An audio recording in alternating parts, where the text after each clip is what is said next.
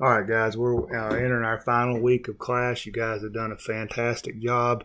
Let's finish this thing up strong. This is going to be a two-part lecture, and I'll also post this without the audio. But we're going to talk about diversity in leadership. So the first part of it is going to be talking about gender diversity. The second part of it is going to talk about racial diversity. So for the gender diversity, we're going to look at just kind of a historical overview of women's leadership in sport. We're going to look at how Title IX affected leadership. We're going to look at and develop some reasons for why women are underrepresented in leadership, and we're going to look at some strategies to close the leadership gap. So, just kind of a historical perspective. Following our Civil War, there was a more demand placed on women participating in physical education and sport. Although there was an increased participation, males were often the ones that were in charge of kind of the competitions. For male students, and female educators were more responsible for organizing and overseeing sporting opportunities for women. And so this kind of led to women leading physical education and women's sports, and they kind of rejected the idea of competition and the commercial male model. And so, in other words, basically they wanted women to participate in physical education, but they didn't want there to be any competition involved. And then, this also kind of led to kind of a cultural clash of what was actually, the female role in society. And so all this developed over, a good 150 years. So female physical educators, like I said, they organized basically how women participated in sport.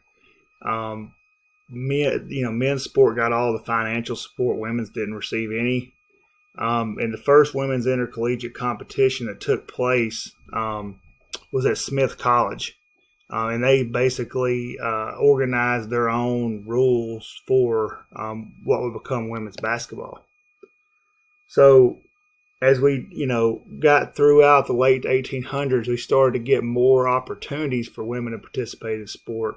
But there was still this real philosophical divide of, did women really need to compete? Do they need to keep score? Is that what women need to do? And so while we were having this argument, this philosophical debate, women were getting left behind, not only in leadership, but also in athletics.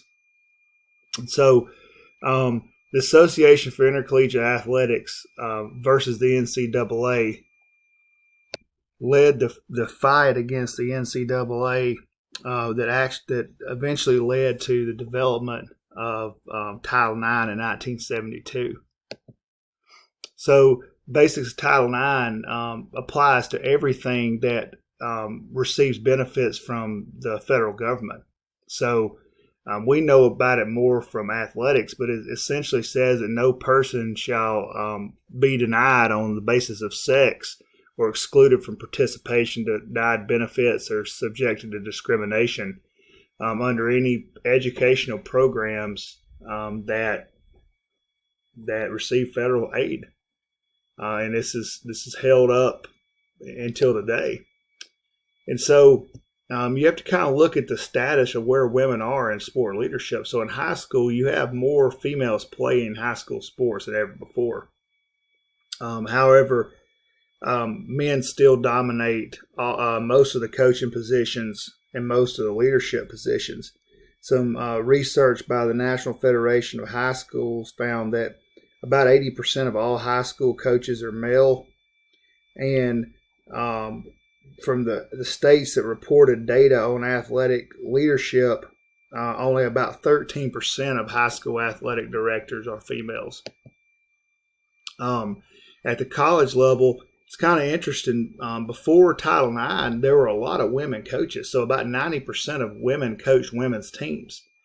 After Title IX, that number dropped down to around 22.3% of athletic directors are women, and only 43.4% of teams are coached by women. I actually did some research on this during my PhD, and it's a real simple reason why. Title IX basically made female sports more attractive, and the pay got raised, and thus you had more male coaches who saw it as a viable option to coach female sports, which kind of squeezed out the female coaches. In the professional sport, you have to look at it basically not so much from a leadership perspective, but you have to look at it from a report card that's put out from Central Florida. They do it where they kind of keep a cap on how different sports are doing relative to how they are providing opportunities for women.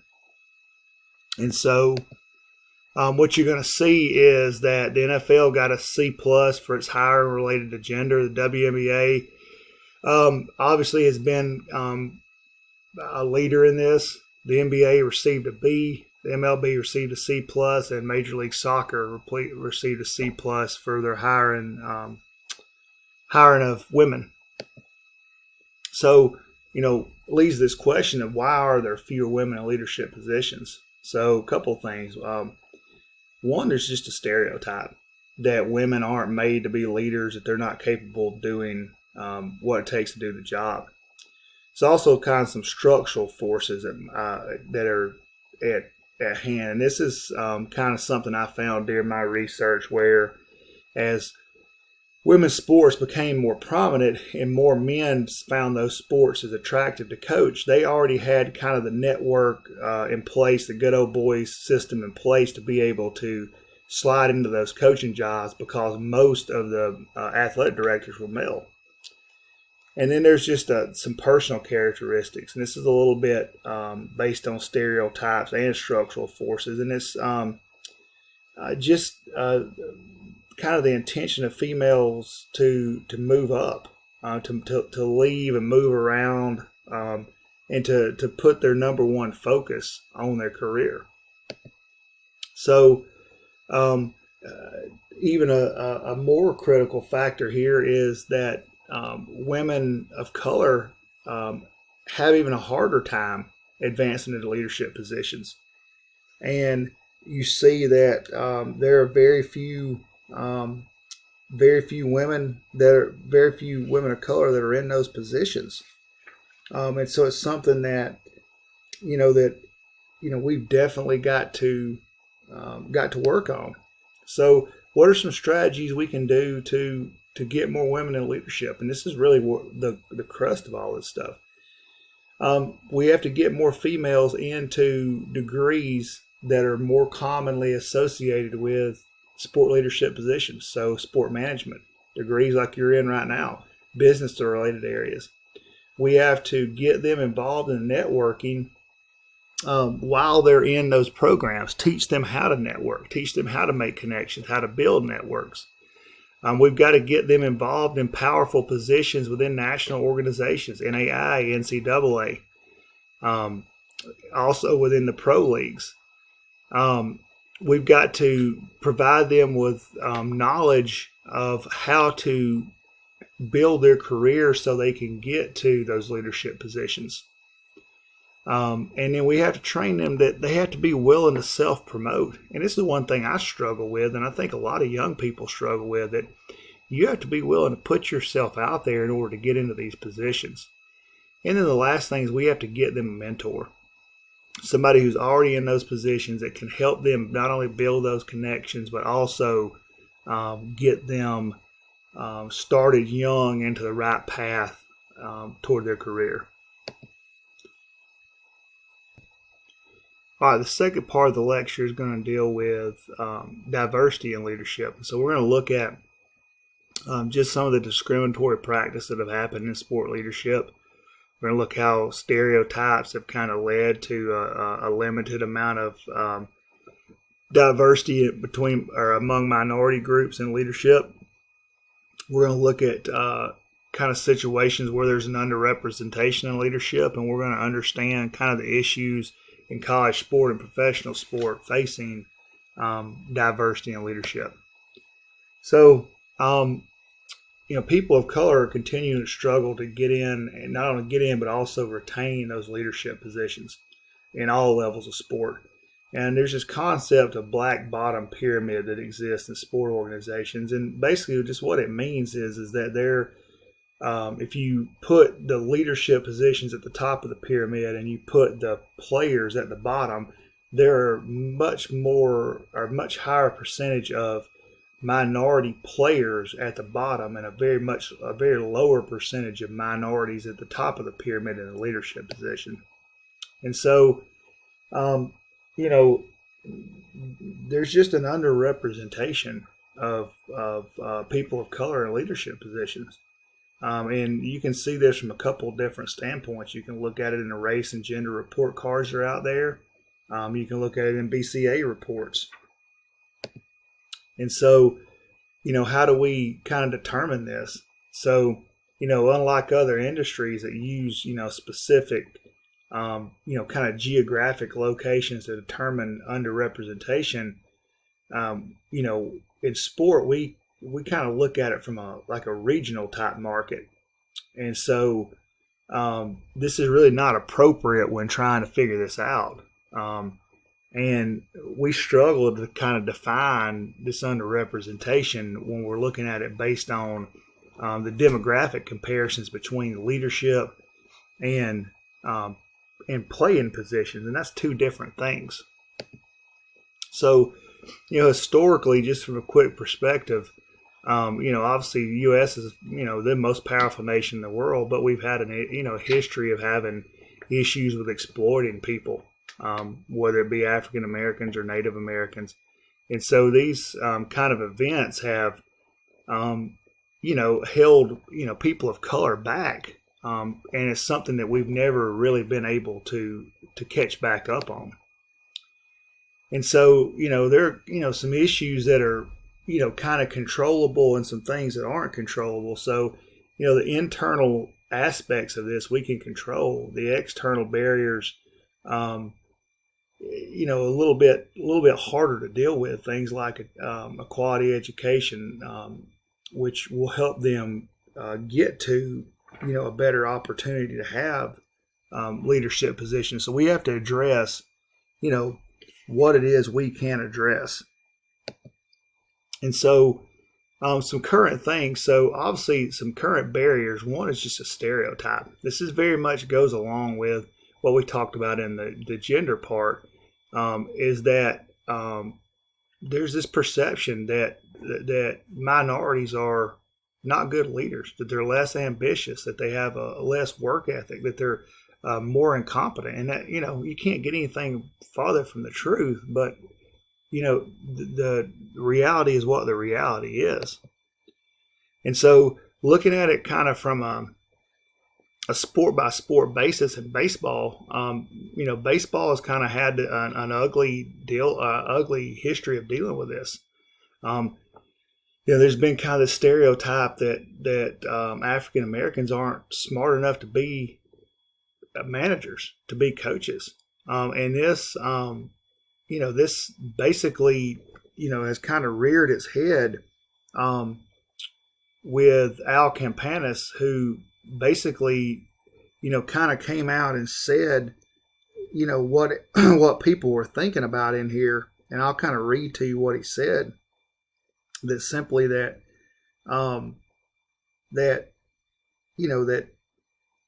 African Americans just simply aren't equipped or smart enough to be able to manage the game of baseball, is essentially what he had to say, which again has been proven over and over to be wrong. NFL, obviously hiring issues have plagued the NFL. So we started to develop, and we did develop the Rooney Rule, which basically means every position that's open as far as a coaching position in the NFL you have to have minority candidates interviewed. And so a 2012 report found that African American coaches they're not really getting second chances as coaches or coordinators. They're getting one shot. If it doesn't work, they're not getting recycled like you see every other coach in the NFL that happens to them. So between 1921 and 2017, you've only had 21 African Americans that have been hired through 400 head openings. And as of 2017, you only had 3 Latino or and no Native American or Asian head coaches in the NFL. In the NBA, it's the most racially diverse in leadership positions out of any of the professional leagues. So in 2012, there were more head coaches of color than there were white head coaches. But this is a trend that's kind of backslid in the last several years. So as of 2017, 70% of the head coaching jobs were held by white people, whereas 74% of the players were African Americans. The NBA again has done the best job of the professional sport leagues. And so you can kind of see that as here in the last couple of years where Latino and Asian Americans are making more inroads into coaching positions and assistant coaching positions within the league. The Native American presence empowering the NBA and other sports is also kind of becoming more known. So you're starting to see boxing promoters. You're starting to see Native Americans that are developing golf courses, that are becoming sponsors of NASCAR races, that are purchasing WNBA franchises. So this is all positive things that are leading in the right direction. Same thing we kind of talked about with at the beginning is this kind of black bottom pyramid, which is just a disproportionate amount of players that are of color at the bottom of the pyramid and not the same as leaders at the top. So looking at it from an NCAA perspective, only African American men and women only hold 10% of athletic directors' positions.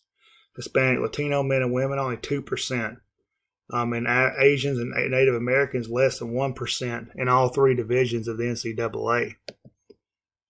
Some things we're trying to do to improve this or to make this, a more fair deal is obviously we talked about the Rooney Rule, which, requires the NFL to interview at least one candidate of color for each opening as the head coach position.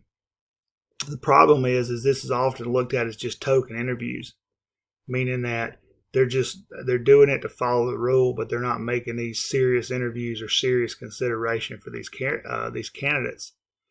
And so,